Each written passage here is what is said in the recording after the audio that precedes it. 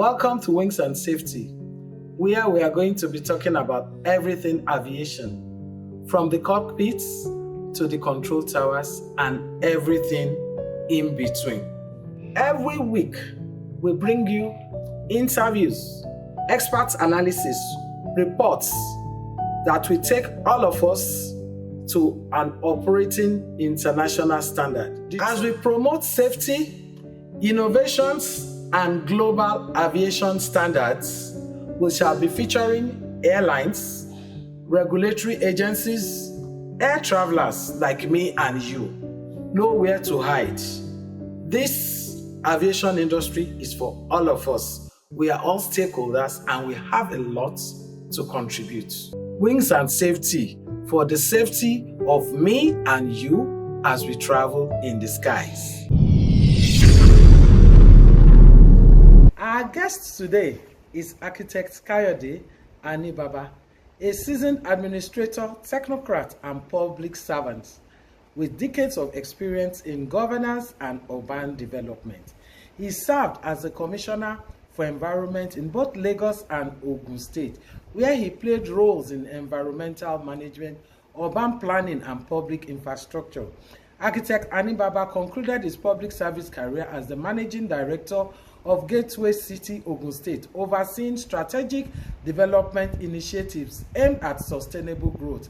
With a wealth of experience across public policy, environmental stewardship, and leadership, we are delighted to welcome him to Wings and Safety, where his insights promise to be both instructive and inspiring.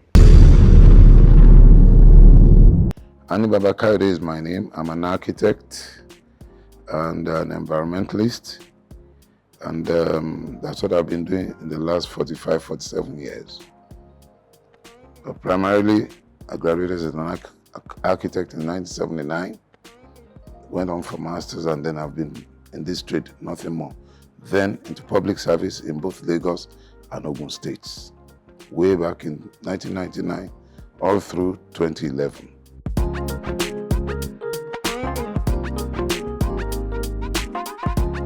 As a people in Nigeria, looking at the standards, compliance, to regulatory frameworks, we are not the best around at all. We take for granted God's munificence and benevolence to us. We are careless. We don't do checks, repairs, training as and when due. We seem to overstretch, God's munificence and the resilience of design of those machines, equipment we use. And that's very fatal. And accidents had happened that should have averted our minds to all these things so that we don't keep them, we don't just continue praying. And in this climb, we pray more than we work.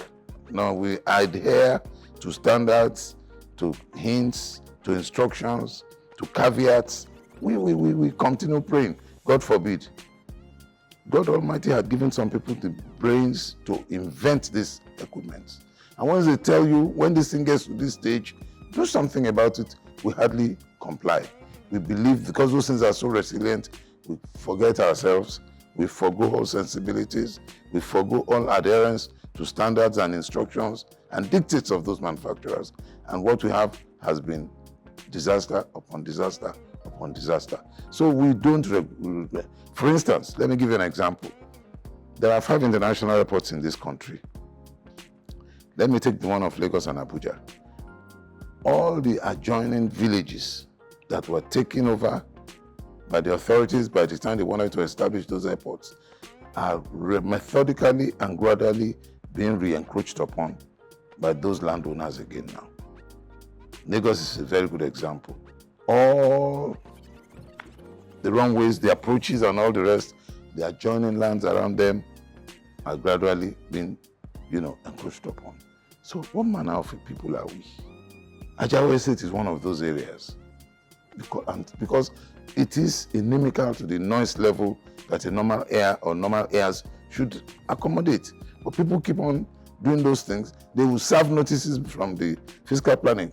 For your information, I was not only just for environment, I was a commissioner for environment and physical planning.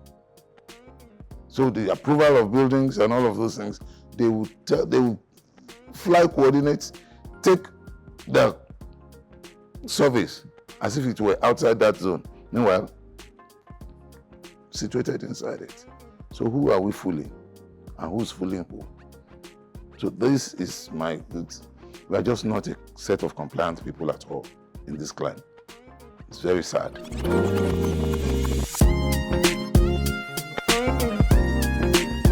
Well, like I said, we have the laws. We are not bereft of ideas when it comes to formulating laws. Compliance and the machinery to make sure people comply. Consequences must be, administered. Because people see things without consequences, then there's impunity all over the place. Once we make up our minds that whoever does it, no matter whose ox is God, we're going to punish, we're going to make examples of these people, that would happen. And aviation is not something you toy with. It's not something that goes on the road. It flies in the air. And any miscalculation will be fatal. And we need to adhere by all these things. First of all, the standards has been kept with. All those who designed the airports, they amassed land that would take the runway. Because if you want to be an international airport, the runway cannot be less than 3 kilometers. But the longest runway we have in this country is that of Ogun Cargo Airport, which coincidentally I was part of between 2003 and 2011 when I was working in Ogun State. We acquired the land, we got the license from the Aviation Ministry at that time, which was celebrated all over the place, and then the processes of compensation of the original landowners took place, and then we turned the sword. This was done by the past president, Jonathan, at that time. And I'm happy today to say that the president of the Ogun government is doing a lot on it, and then at least they've done some maiden, flights from there. And people are even trying to reach there from Abuja and all of that. So it's gratifying to know that something that you were part of has, germinated and come to fruition. It's a very pleasing thing for me. And someday I hope to visit the place again to see how it's going. But regulatorily, we are still at the teething stages, and it's very sad.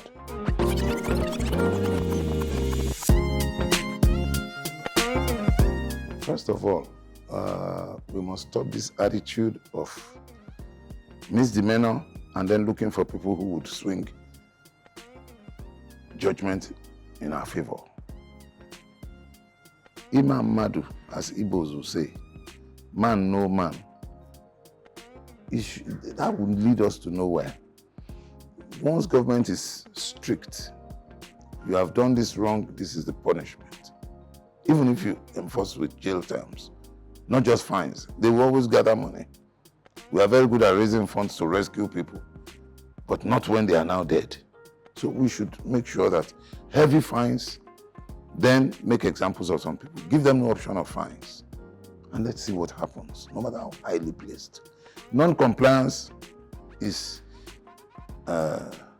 license to the grave, because a lot of things would happen.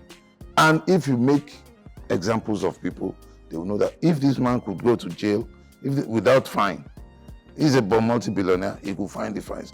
Even aircraft operators, if they don't do their C&D checks, if they don't do their regulatory or normal checks at the right time, of course they should, ground those crafts. It's important. And I've had the opportunity of following some of my friends who ran airlines in those days to go and do some C&D checks in UK, some in Ethiopia, of all places, in Ethiopia. And I was made to understand that in Ethiopia, they have the best at that time, I don't know about now, the best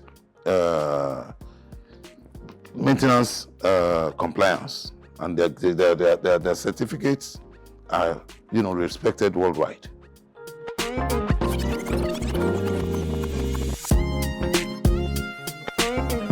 When you look at climate change, what is climate change in essence? The depletion of the ozone layer is one of it. When you do so many, bad habits, you dump rubbish into the ocean, you kill the aquaculture, the aquamarine, it's a methodical and systematic way of making sure that we do things that are not best practices and are impacting us. You see, what you put in is what you get out of the environment. You talk about ozone layer, you talk about emission, carbon footprints, and all of these things. They are all parameters that are the markings of how our environment fares. And you find out that in those days, the geography we studied in school are not being adhered to now these days. Rains come even when it's time for Harmattan. Harmattans are not felt as much as it used to be. In those days, you understand what I'm saying? So it is all climate change. If you bought tickets abroad, even here, when you buy tickets here, they will put your carbon footprint for that flight you've taken. Imagine if an Airbus traveling with just 10 people to America, the carbon footprint per passenger is so huge. But if they have a full load of over 300 people, the carbon print have been, shared amongst those people. And so carbon print per capita, per flight could be calculated. And then it means you are still, within the regulation, the regulatory standards by ICAO, by FAA, and what have you. Now, to let you also know some of the things happening in the other clime, that's our counterparts. The airports, they don't rest on their oars, the airport designers. There are standards. The taxiing areas, the runways, where they park, and what have you. How do you drain? Because it rains a lot and it's a large plain area that's been tarmacked. How do you don't find floods on those things. Those are designs, both civil, engineering, architectural, and what have you. So these things are there. Recently, we were invited to come and take a look at some of the regional airports in Nigeria to take a look at it and see what can be done. And the Ministry of Aviation is doing a lot of refurbishments, rehabilitations, and all of those things. I hope those things, let them just do them well. I don't care about how much they are done for. Once you do those, at least those airports you are keeping them up to date. You're doing the maintenance, you're doing the checks, and what have you. So once those are done, then sheds are being built. We found out some of those things had been abandoned for so long, and abandoned projects. Some just needed to be roofed. Once you roof, it reduces the depreciation and then the continuous damage of through the elements and the weather. But those things are just left there again to rot, and maybe new contracts will be awarded another time. So how do we continue going round and round in circles? So we need to do something very fast, and that is to be conscious that these days times are harder, things are not easier, and resources are not as much as they were before. So you need to do all of those things so that we can make sure that we maximize the meager resources at our disposal, because there are many contending issues and areas that needed to be funded and things to be done so that people will live a comfortable, genial, and peaceful life.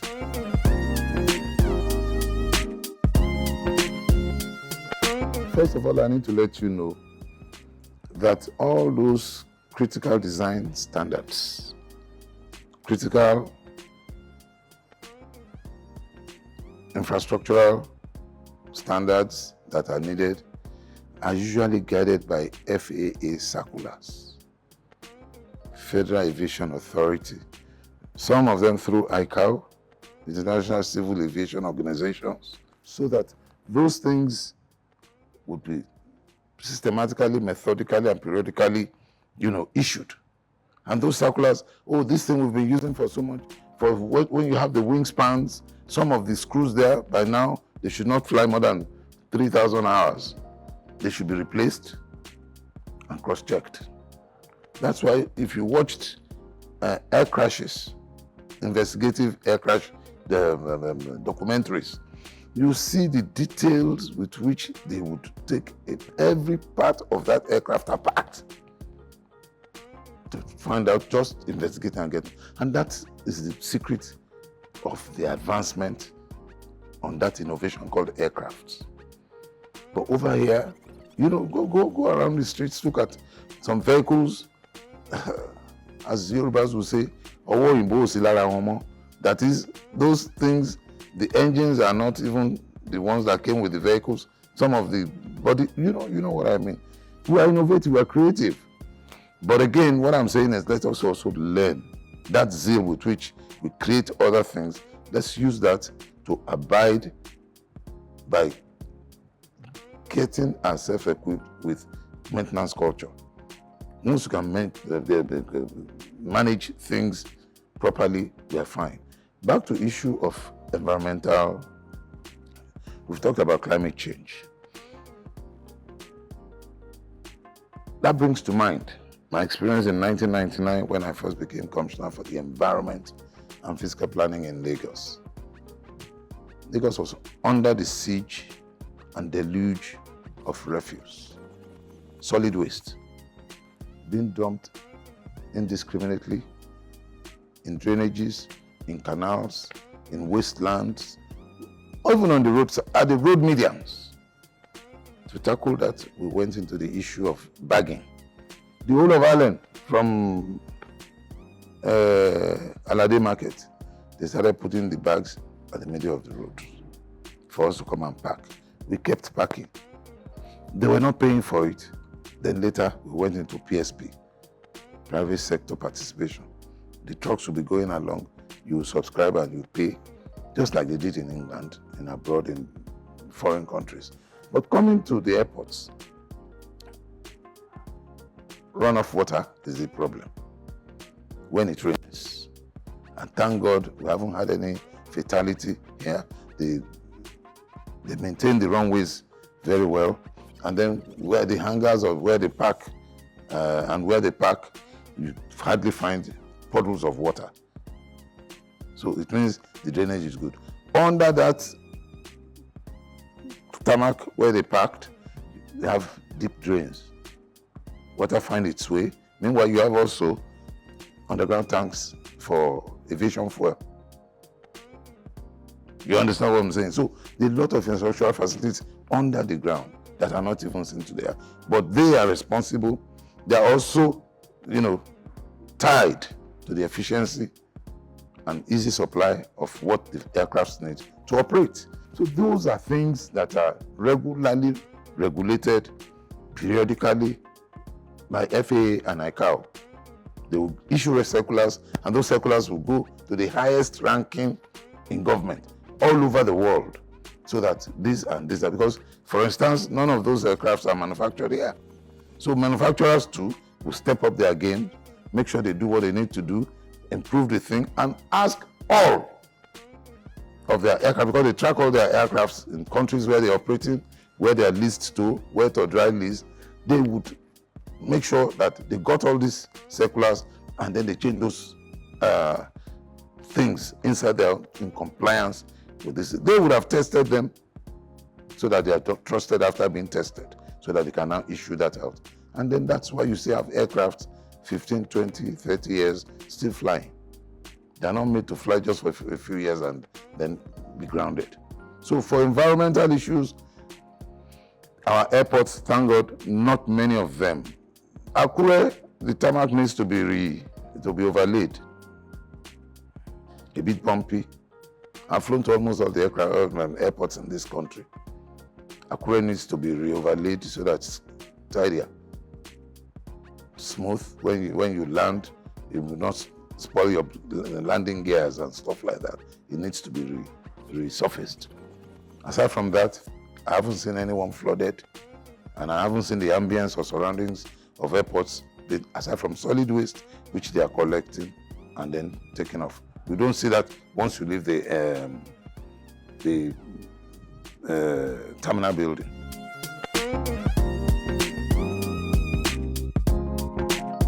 You see, in our economy, there are some critical organs of government that need to fast track their compliance with international standards. Because the manufacturers of the aircrafts we use are very, very safety conscious. Before they bring out anything, they would have tested it through the most rugged environments and circumstances. They will test those things to the limits, even far beyond the limits, to see whether they will crumble or not. Because they've done that, it behooves us also to treat those things with care, not overstretch them to the breaking point. Over here, our problem, I keep on saying it, is that we don't value, the maintenance culture is non-existent. And it's a shame, a very big shame. We spend so much money putting some things in place, but maintenance keeps those things running to serve us for the better. When standards are kept and maintained, they serve us the longest. So it is important we acculturate or reacculturate ourselves to making sure that we imbibe the culture of maintenance and then sustenance of those maintenance initiatives.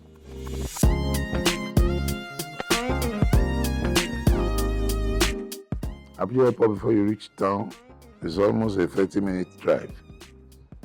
In those days, the Lagos Airport to the Ikeja Airport was a no man's land, abutting Alimosho, Ikeja, and Agege local governments. Am I communicating? Right now, it is situated in the Solo local government area. That's before the local governments now, from 20 to 20 local governments, and then 37 LCDAs. I was mentioning the issue of encroachment the other time. I have clients, in fact, my late dad was compensated when the local airport was built. It used to be international airport at that time, that local one. He was compensated because he had a parcel of land from Agege side to the approach to the landing areas of the airport. But these days, people are now clawing back. They are clawing back because it is a natural tendency of human beings to want to continue expanding their abodes. But this one is forbidden, retrogressive, and must be vehemently opposed by government. This is where government has to really put its foot down and ensure that the perimeters of all airports in the country are sacrosanct, unassailable, and that they're unchangeable. We cannot continue because all of these things must be documented properly. It is part of the safety we're talking about. Is it normal? I'm not a pilot, but I've studied a lot of things and I've been in cockpits with pilot friends. And I noticed the way they are using their manuals, their flight manuals, their Jepson manual. Most of those things are even now automated. So that there is a certain height you must be. So those ones that are not even within the land occupied by the airport premises, there's regulation. Regulatory orders that you cannot do a 4, 5, 6-story building near that place because that's the approach of aircraft coming to land on runway X, runway Y, runway Z. So those things must be kept sacrosanct, untouchable, unchangeable, and don't just toy with them. But failing which, government must demolish without notice those structures, and there must be continuous surveillance to make sure that they drive around. Now you normally see vehicles at times driving on the tarmacs, on the greens. They are the ones monitoring whether they've gone beyond. The coordinates are there. The survey pillars are there, which they must check regularly to be sure nobody has encroached or planning to do something like that. Some of them come through. They are not just to build. Some of them come to steal. So that's why you have some security posts scattered around the perimeters of those things. So it is the human thing, and government, aside from making sure that those areas are unencroached and unencroachable, they must make sure that they reacculturate. So government needs to reorientate people, talk to us again, show and lead by example.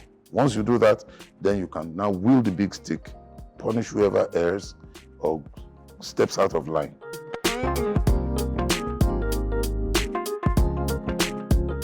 It must be synergic. Synergy. The role it has to be synergy. It has to be. If there is no synergy, none of these things work. And there should be no boundaries. The boundaries should be seamless.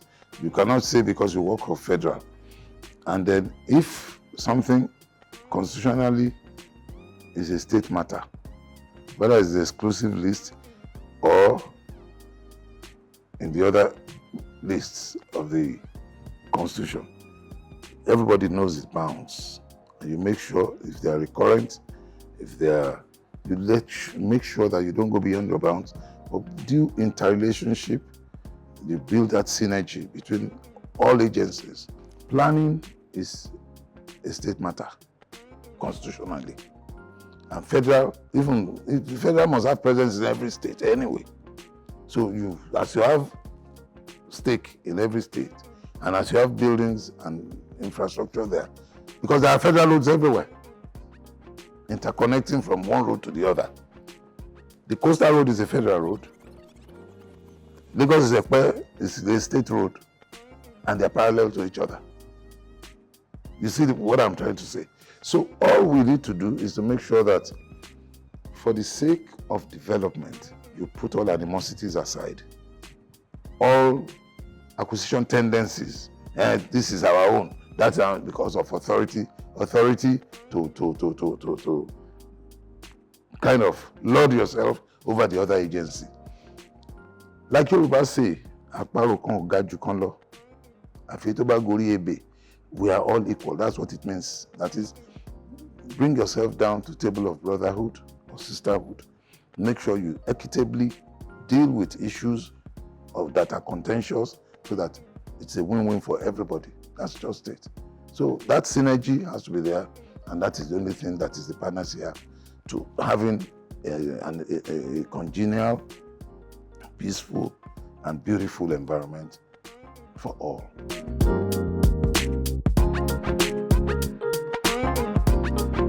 I've heard all sorts of things about EIAs.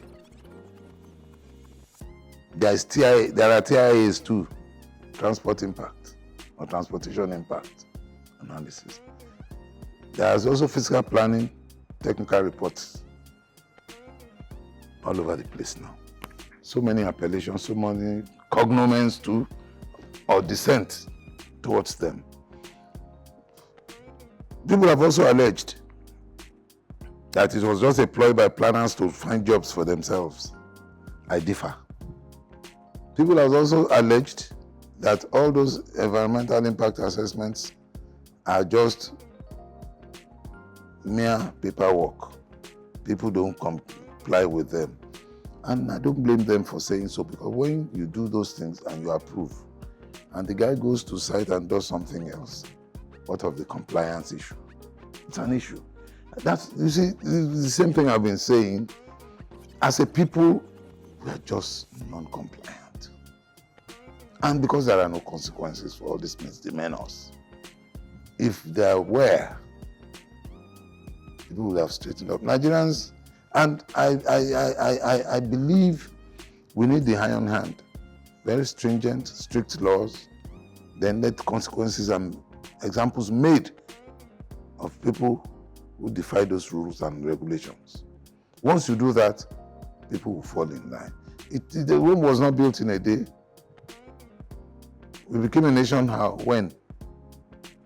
So we need to do something about all these things so that at the end of the day, Nigeria will bequeath to generations yet unborn a congenial, a peaceful, a serene, and beautiful environment.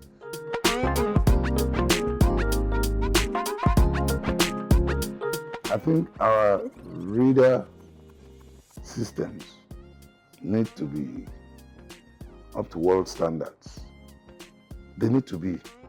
And those are some of the things for safety that you don't mice or economize or do in bits. There must be, because they upgrade these things, software alone will make you come up. It's not as if you must buy the entire thing all over again. All in the name of compliance with the dictates of FAA, ICAO, and what have you. By our own regulatory bodies here, the FAN, the FCA, and what have you, so that they can go ahead and upgrade their own systems so that the surveillance, at least for every now and again, they must know how many aircrafts are in the skies and at what heights. That's what it does, so that they don't collide. So that's what it does. So, and I think once we are able to follow the regulatory what have you, and then there are also, those are the control terminals who are monitoring these people and conversing with them. If an aircraft is traveling from place to place, before it enters the airspace of one country, he will radio them, communicate with them.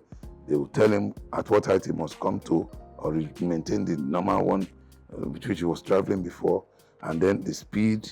They will look at all these things. They see them like a Nintendo game, so that they will not tell you, now that you are maintaining that height, that's where you are. When you are leaving the Ghanaian or Nigerian airspace, they will hand you over to the other one. And that's what they've been doing it. And again, our people, in turn, must be up to speed in training, in being able to use those electronic tools effectively without causing any mishaps.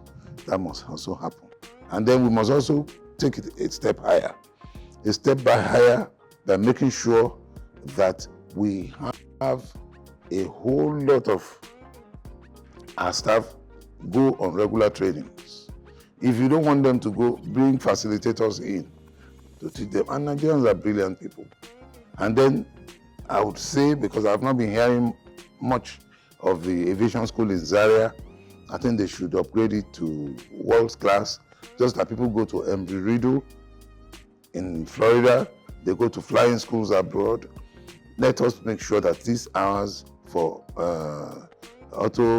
from aero engineering, aero piloting, and what have you, so that they can have all those competencies, they can develop the places, up the game there, elevate to world standard, world-class standard, so that you can train and retrain. Then, of course, they will have simulators, which they use to train the pilots, so that it's a make-believe to make you see, to mimic what happens in real time, you know. So all of this, once you engage, empower, and develop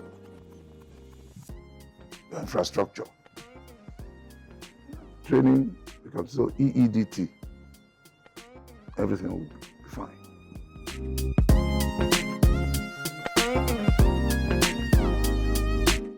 Well, I wouldn't comment too much other than to say that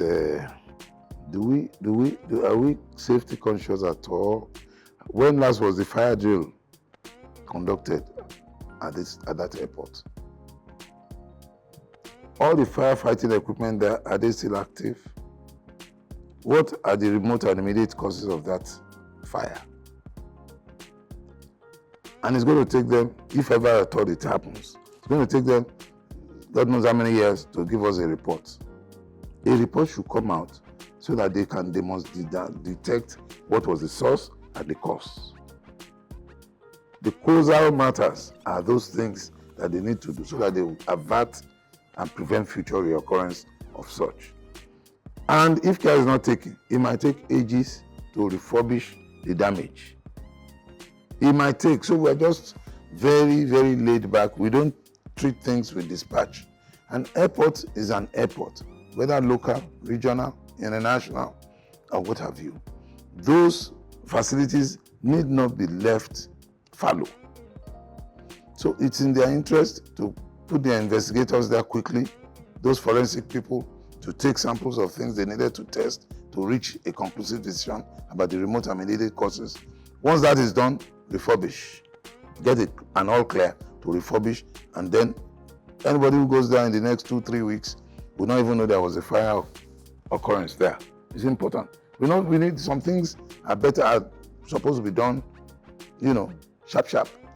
So they need to go ahead and do what they need to do very quickly so that we can prevent and avert future reoccurrence. Thank you.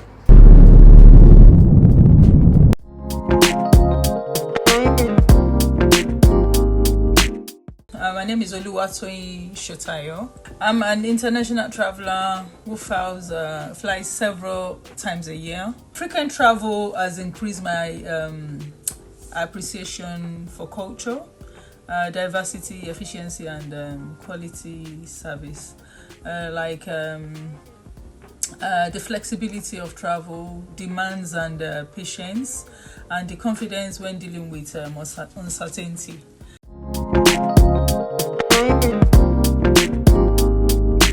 When choosing an airline, my top priority is safety, then reliability and consistent services. Although price and flight schedules matter, because you have to know what is in your pocket before you be able to book your flights.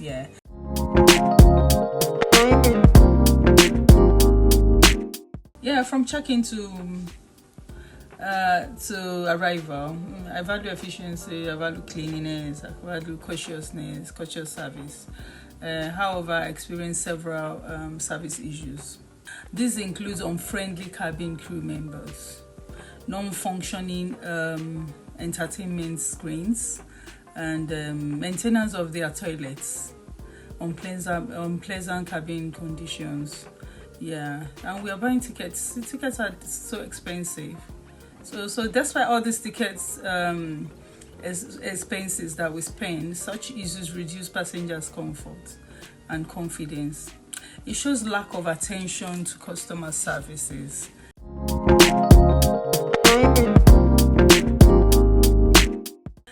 Regarding safety and comfort, professional cabin crews clear safely communications play a major role in passengers' confidence. So when they are calm, when they are respectful, when they communicate well, it helps passengers feel safe. So I don't fancy rude crew members on board. Then also the hygiene.